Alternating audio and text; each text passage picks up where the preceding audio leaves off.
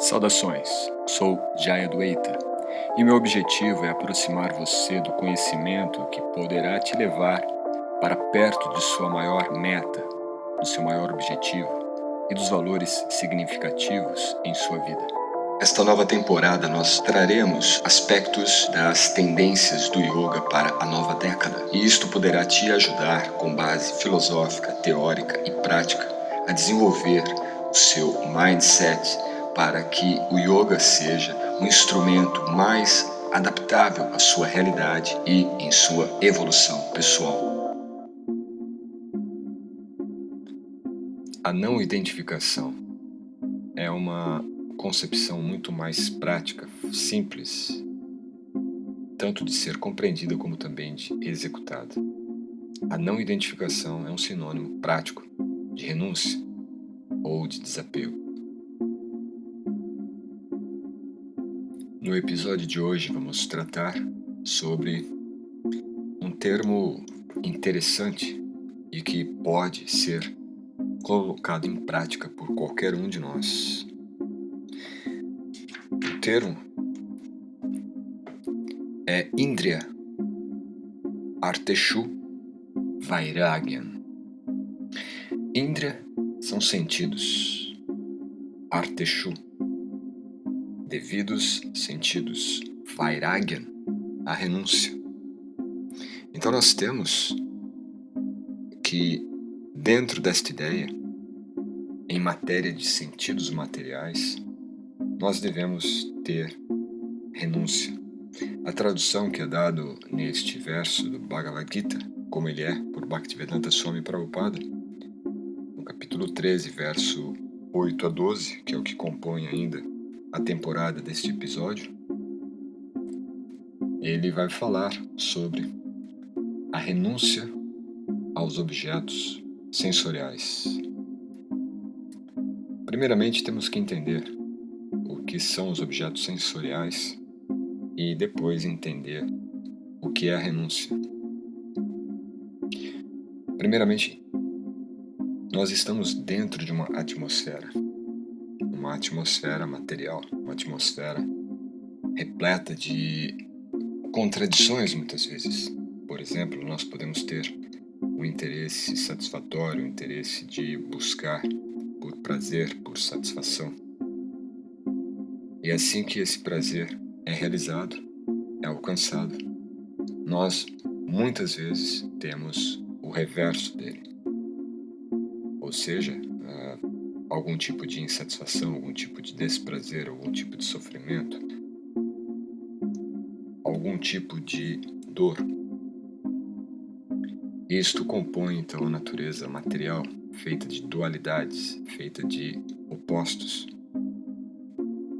Mas isto ainda é a atmosfera material. O que compõe a atmosfera material são pelo menos 24 elementos. Isto é descrito na filosofia de Sankhya, a filosofia que estrutura, decompõe, enumera todas as camadas de elementos que irão então compor a realidade como nós a vemos, mas não a percebemos. Naturalmente nós vemos tudo dentro de uma dimensão, muitas vezes até bidimensional, não é?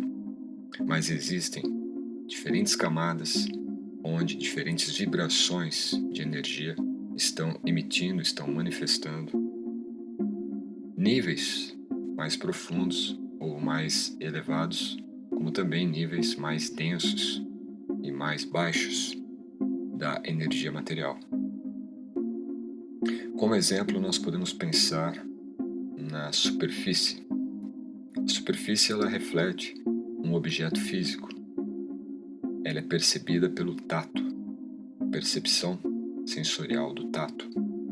Então você pode perceber, por exemplo, colocando a mão numa peça, num objeto de metal, num veículo, numa geladeira, ou mesmo numa pedra de mármore, numa estátua, não importa. Todos esses elementos que compõem a superfície, e não é uma superfície, mas o componente superfície, tudo que é tátil, tem uma densidade muito maior, não é mesmo? Peso. Você nota de imediato o peso. Diferente, por exemplo, do som. O som percebido pelo sistema ou pela percepção auditiva, ele não tem peso, pelo menos em termos de matéria densa. Uma palavra pode ter peso, uma palavra pode ter, com a sua expressão sonora, apresentar um peso. Mas a mesma palavra, dita de uma maneira leve, pode trazer, então, suavidade, leveza, confiança. Mas também a expressão de determinadas palavras podem ter um peso, muitas vezes até mesmo quase mortal, quase letal. E outras palavras terem uma vibração que eleva a nossa consciência. O elemento praticamente é o mesmo, são palavras, são elementos linguísticos, verbais. O som é o elemento por onde transita este elemento primário. A audição é o sistema que nós possuímos para ouvir os sons. Então nós temos, dentro do mundo material, ainda elementos de diferentes densidades, diferentes vibrações, diferentes frequências energéticas. O campo sensorial é justamente o som, o tato, o paladar, o olfato e a forma ligada à visão. E dessa forma nós temos todo um campo sensorial perceptivo. E este campo sensorial perceptivo ele gera atração ou repulsa, atração ou aversão, apego ou aversão. E esta dualidade passa a ser a mesma que nós vimos anteriormente, da felicidade, do prazer, da satisfação com a dor, a tristeza, a infelicidade. Ou seja, são polaridades, dualidades dentro da matéria. Então, se eu tenho apego por algo e aversão a outra situação ou outro objeto, naturalmente eu estou, então, vulnerável ao gosto e não gosto, que em última análise reflete a atuação do ego.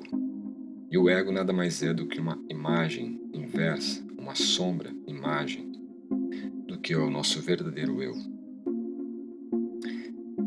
Todo este ambiente sensitivo, perceptivo ou sensorial é o que nós precisamos aprender a aplicar a renúncia. Portanto, este conceito que vai aqui determinar também um tipo de conhecimento, isto é, a renúncia aos objetos dos sentidos, Indriya Artmashu,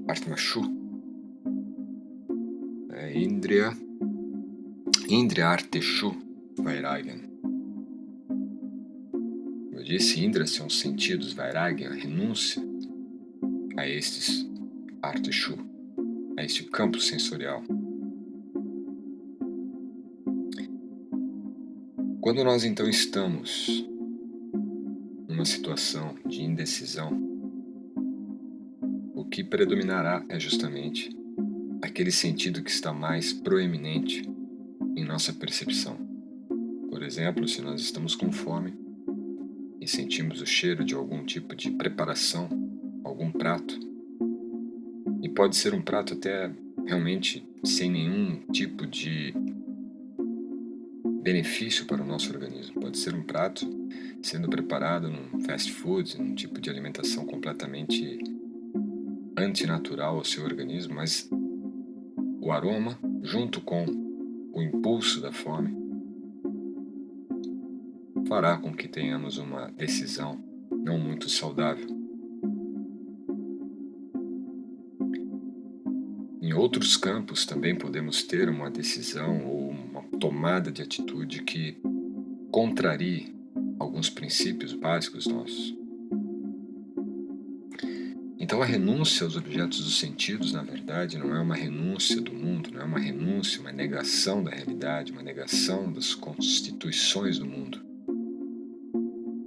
mas uma renúncia que seja capaz de averiguar antes de aceitar e constatar antes de rejeitar aqueles objetos sensoriais que sejam favoráveis ao nosso desenvolvimento espiritual, ao nosso avanço espiritual.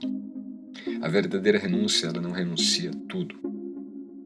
A verdadeira renúncia, ela renuncia o que é desfavorável ao desenvolvimento da consciência espiritual. Naturalmente, eu posso estar de férias e posso passar o dia todo diante da TV, ou diante do computador, da tela do computador, ou mesmo na tela do smartphone. A diferença será, claro, considerando isto de uma forma ainda não muito recomendada, mas se estamos dedicando esse tempo para um aprimoramento da nossa consciência espiritual, nós estamos conduzindo algo que não seja necessariamente renunciável. Até porque se nesse momento nós estamos desenvolvendo a consciência espiritual e notamos que estamos demasiadamente diante de uma tela, de um aparelho eletrônico, naturalmente isso não terá sentido e deixaremos para que possamos fazer outras atividades, como por exemplo meditar. Mas se eu estou me dedicando à aquisição de conhecimento, independente da plataforma, independente do meio em que esse conhecimento está sendo acessado, ele não é de algo muito bem definido como renunciado. Eu irei renunciar certamente àquilo que está tomando meu tempo. Renunciarei àquilo que está desviando meu foco principal. Aquilo que está tomando minha energia, que deveria estar sendo dirigida para o desenvolvimento da consciência espiritual, para algo que está apenas sugando a minha energia. Pode não ser um exemplo ainda muito didático, mas vamos pensar num outro exemplo, como se eu estou simplesmente dando um banho no meu cão e, no momento de lavá-lo, tirar o sabão, o shampoo de seu pelo, eu jogo água e de tal forma com que a água, ao ser eliminada do tanque, da bacia ou de onde for, deixa o cão ir embora. A renúncia do sentido significa, naturalmente, nós renunciarmos tudo aquilo que possa atrair negativamente nossos sentidos. Em outra passagem da Bhagavad Gita, é dito que se apenas um dos sentidos estiverem fora de controle, todos os outros poderão ser também arrastados com ele. Isso demonstra o quanto é necessário termos um autocontrole, assim como nós falamos no episódio anterior sobre o autocontrole. É necessário ter um autocontrole sobre todos os sentidos, porque o autocontrole ele precede a renúncia. Quando nós estamos dotados de autocontrole, nós teremos uma convicção ou uma clareza melhor sobre o que deve ser utilizado e o que deve ser descartado, ou seja, o que deve ser aprimorado e aplicado de forma intensa em nossa disciplina e o que deve ser renunciado. Agora, tentando entender um pouco sobre a renúncia, ou também o desapego, vairagya, a renúncia não é, como já pontuei, você abandonar a realidade, abandonar ou negar a realidade, abandonar os compromissos, responsabilidades, abandonar os elementos que sejam essenciais para a sua preservação de saúde, por exemplo, para a sua alimentação, para o seu bem-estar, para a sua saúde física, mental e também espiritual. Isso de forma alguma nós abriremos mão, renunciaremos. A renúncia se aplica a tudo aquilo que de repente seja contrário a isto. Contrário à sua saúde física, mental e espiritual. Agora o ponto é como saber o que é favorável e o que é desfavorável, não é mesmo? De repente eu posso estar considerando de forma relativa que algo seja positivo, favorável para mim, e aquilo na verdade está me prejudicando do ponto de vista físico, mental e espiritual. E coisas, práticas, elementos, conhecimentos que são favoráveis, são benéficos para a minha vida, do ponto de vista físico, mental e espiritual, não estou cultivando porque não me parece ser tão aprazível. Logo, então, é necessário termos um discernimento. Para isto, novamente caímos justamente nesse capítulo e neste verso, esse grupo de versos que está trazendo esses pontos, não é, de conceitos do que é conhecimento. Naturalmente, eles estão enfatizando o que é conhecimento. Nós temos que saber que é necessário renunciar aos objetos dos sentidos. Isto é conhecimento. Se nós começarmos a renunciar aos objetos dos sentidos, ou seja, não sermos mais escravos dos impulsos mentais, impulsos egóicos, tudo aquilo que é definido a partir do nosso falso ego, desse ego sombrio,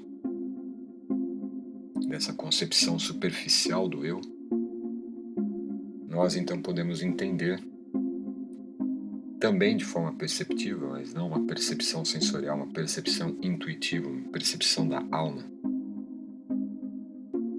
o que é desfavorável para a minha vida e o que é imprescindível em minha vida.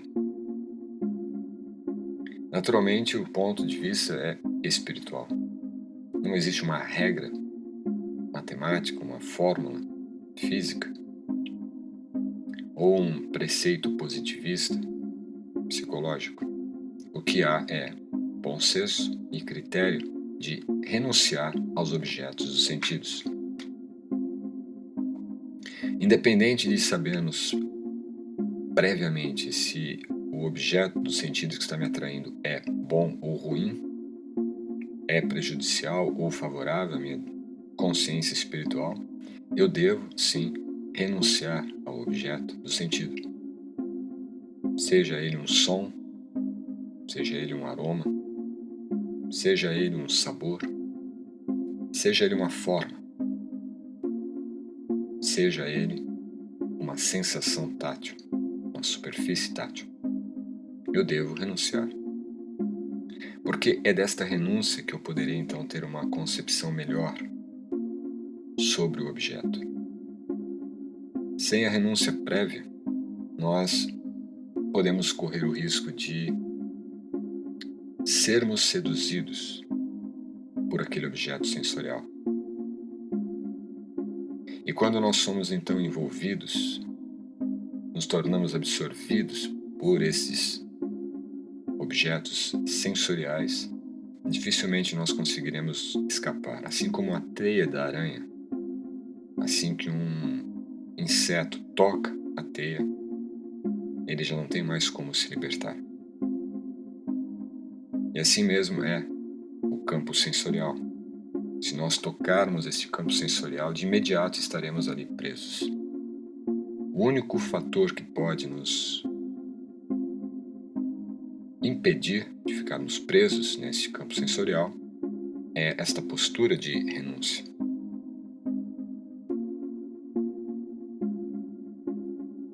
Esta mesma palavra, arteshu, aparece também no verso 4 do capítulo 6 do Bhagavad Gita. E ali tem um sentido muito parecido, Indriya arteshu, em relação ao gozo sensorial. Esse gozo sensorial, na verdade, é a satisfação advinda da relação que os nossos sentidos de percepção têm com os objetos dos sentidos.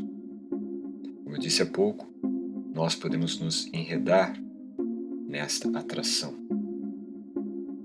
E assim que nos enredamos pela atração deste objeto, pode surgir o seu oposto, a aversão. Me atraio pelo prazer e aversiono a dor. Mas no mundo material a realidade é bem assim.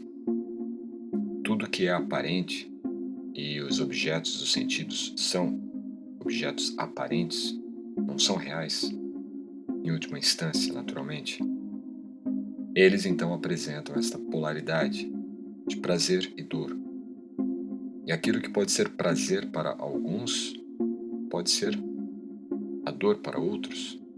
Por exemplo, certamente um monge beneditino não tem atração por boates, danceterias, enquanto que para outros isto é uma vida completamente voltada ao prazer, à satisfação, à alegria, à felicidade. E prazer para um é sofrimento para o outro. Portanto, a concepção de Arte-Shu se refere a um campo em termos, em matéria, em relação ao gozo dos sentidos, em relação à satisfação advinda daquele tipo de prazer que está sendo extraído através da percepção sensorial. Um outro exemplo é justamente o risco que existe nas redes sociais ou na própria internet para crianças. Quando não temos um filtro para saber o que elas estão acessando, e o risco de exposição a conteúdos não recomendados é muito grande. Naturalmente, é necessário termos então uma postura de renúncia, Vairagya. No século XVI, um grande sábio, santo e yogi, místico, da linha de Bhakti, Srila Rupa Goswami, ele definiu, com base nas escrituras antigas, o conceito de Vairagya.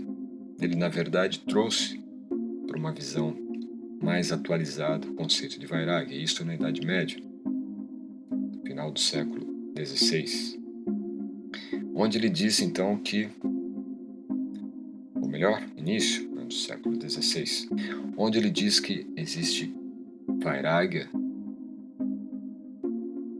falsa e Vairagya verdadeira. Falgo Vairagya é a falsa renúncia. É, por exemplo, eu me posicionar de tal forma a aparentemente ser renunciado a desejos não muito lícitos ou desejos não muito favoráveis ao meu desenvolvimento espiritual. Mas na fachada, esta aparência é mantida, enquanto que na minha vida privada, certamente não mantenho essa postura de renúncia aos objetos dos sentidos. Isto é uma falsa renúncia, que também pode ser exemplificada quando eu penso em pregar uma forma de vida simples, uma forma de vida renunciada, mas estou totalmente envolvido com a identificação desses objetos. O ponto central entre uma falsa renúncia e uma verdadeira renúncia é a identificação, e este é o ponto mais importante que nós devemos entender, tanto do conceito de Indriya Arteshu, de explorarmos o prazer, explorarmos a satisfação advinda dos Indriyas, dos sentidos, como também Vairagya, a renúncia. São todos termos que podem nos levar a uma compreensão ou parcial ou radical. A ideia central desse conhecimento é identificação e não identificação. Veja, nós estamos envolvidos por uma realidade na qual nós não temos muito o que fazer, a não ser você criar um estilo de vida totalmente atípico, alternativo, mas ainda assim estaremos presos neste campo sensorial de atração e repulsão. Mesmo uma pessoa que tem uma vida totalmente alternativa, ela tem ali momentos, situações em que ela está totalmente envolvida pelos sentidos sensoriais, pela gratificação de prazer sensorial, seja através de intoxicação, seja através de outras atividades que, de alguma forma, irão suprir a falta que aquele estilo de vida definido para ela, visando uma renúncia, aparentemente deu. Porque essa renúncia certamente será uma renúncia material, uma renúncia a um estilo idealizado de vida. Agora, a identificação é um nível em que nós integramos todos os conceitos de sentidos, de gratificação e renúncia.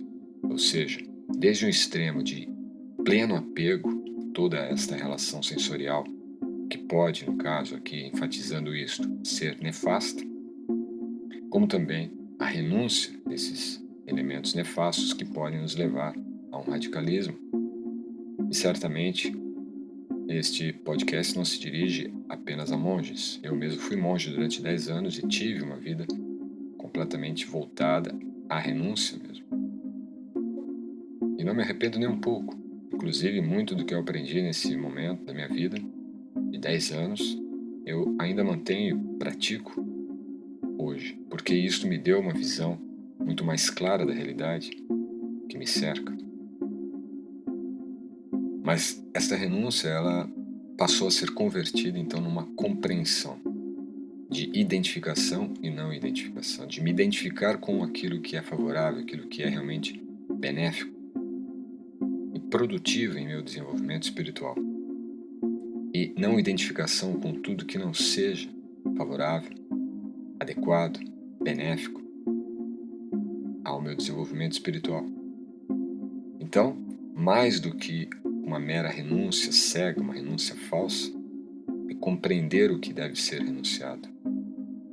E ao renunciar, não é um radicalismo de oposição, de negação, como se nós pudéssemos deixar de ver a realidade simplesmente por fechar os olhos, tapar os ouvidos. Isto não impede, não deixa de prevalecer ainda a existência da realidade. Isto não anula, não cancela, não subtrai a realidade. Ela está ali. A questão é identificar-se e não identificar-se. Se nós temos então um parâmetro no qual eu posso saber se a minha identificação com a realidade material está sendo favorável, ou se a minha identificação com a relação sensorial do mundo está me prejudicando, isso vai depender muito do que nós temos já adquiridos nos episódios anteriores, como por exemplo o autocontrole, a humildade, a tolerância. Eu tolero ficar sem me identificar com determinados elementos da minha vida prática hoje? Ou eu sinto a necessidade de alguma disciplina específica para fortalecer a minha não identificação com os elementos desfavoráveis da minha vida hoje? Esse é o parâmetro. E isto é necessário para realmente podermos praticar esse tipo de renúncia, ou praticar esta não identificação, melhor dizendo, em nossa vida. Portanto, a ideia de Indriyarteshu Vairagyan, que em síntese é a não identificação com algo, a não identificação com o campo sensorial ilusório, ela tem uma premissa, ela tem diríamos, tanto uma premissa ontológica como também uma premissa finalista ou teleológica, que nos diz respeito a tudo que é categorizado como possibilidade, uma questão, uma dúvida, uma censura, uma agressão, ou melhor, uma agregação, uma apropriação e também uma aplicação das coisas em nossas vidas. Por exemplo, se eu tenho uma possibilidade de melhorar a minha condição de consciência espiritual, eu me identificarei. Se não, não me identificarei. Se tal situação responde a uma questão, responde a uma dúvida, eu aceitarei. Identificarei a minha consciência com aquilo para responder à dúvida ou à questão. Caso contrário, não me identificarei. Em censura ou a rejeição, aquela rejeição é algo que favorece minha consciência espiritual, eu identificarei, se não, não me identificarei. O agregado, aquilo que eu irei agregar em minha vida, agregar em minhas ações, agregar em minha jornada de desenvolvimento espiritual. Deve ser algo que esteja realmente fazendo parte do meu campo de identificação favorável. Se não for algo que realmente agregue, não terá uma identificação com ela. Então, tudo que é apropriado para ser aplicado nas nossas ações, atividades, no nosso processo de autodesenvolvimento, e naturalmente isto favorecendo o desenvolvimento de outras pessoas, naturalmente não é um individualismo arcaico, um individualismo egóico, mas visando o nosso desenvolvimento para o benefício de outros, para a iluminação de outros. Tudo aquilo que for extravagante, tudo aquilo que for excessivo, tudo aquilo que for desnecessário, eu não devo me identificar. Daí vem o desapego, daí vem a renúncia. Esta é a ideia principal a ser absorvida desta conceptualização de renúncia. E só para concluir a ideia de artha, etimologicamente a palavra arteshu deriva da raiz art. E artha é basicamente as atividades, o campo de atividades onde nós realizamos uma interação, o campo sensorial, onde nós interagimos dos objetos com os nossos sentidos de percepção. Então é como o espaço que existe entre os seus ouvidos e o objeto que emite um som, seus olhos e um objeto que expressa uma forma, a sua língua e o objeto que emite um sabor. Arteshu, então, são os sentidos sensoriais. Os objetos de percepção são os nossos sentidos físicos. Os objetos físicos, objetos sensitivos, são aqueles objetos que estão presentes. E o elemento expresso neles é justamente Arteshu. Então está muito ligado realmente a um campo material. Uma intenção, também uma substância, como por exemplo dinheiro, riqueza, propriedade. Portanto, então, vemos o quanto é essencial nós termos uma postura de identificação com o que é favorável e não identificação com aquilo que não é favorável ao nosso desenvolvimento espiritual. Embora tenha sido um tema um pouco mais denso, talvez hoje, em termos de filosofia, em termos de concepções, também a nível psicológico, um pouco mais profundo, acredito que alguns pontos aqui sejam já de uma abertura reflexiva para você. No entanto, havendo dúvidas, havendo alguma questão que tenha surgido ou que não tenha ficado claro, peço que entre em contato e darei uma atenção maior para tentar esclarecer mais detalhes sobre esses conceitos que são essenciais. Até o próximo podcast. Namaskar.